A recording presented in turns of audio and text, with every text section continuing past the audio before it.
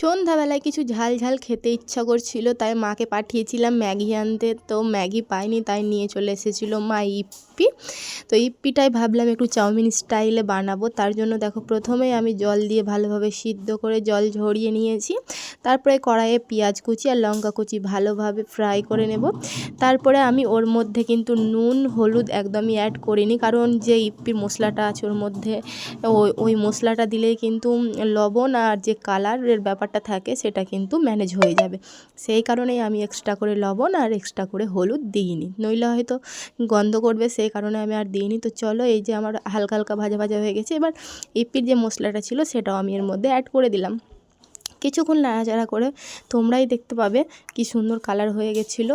আর একটু চাউমিন স্টাইলে করলাম, আগেই তো বললাম। তো এর মধ্যে আমি কোনো ডিম ফিম অ্যাড করিনি। তো খেতে মোটামুটি ভালোই হয়েছিলো, খুব একটা খারাপ হয়নি। আমার ম্যাগি কিংবা ইপ্পি এসব কিছু খেতে খুব একটা ভালো লাগে না। তো চাউমিন স্টাইলে যদি একটু করি তবে আমার বেশ ভালোই লাগে খেতে। আর সত্যি কথা বলতে খেতে কিন্তু খুবই সুন্দর হয়েছিল। তোমরাও একবার বাড়িতে ট্রাই করে দেখবে, অবশ্যই ভালো লাগবে। তো সবাইকে টাটা।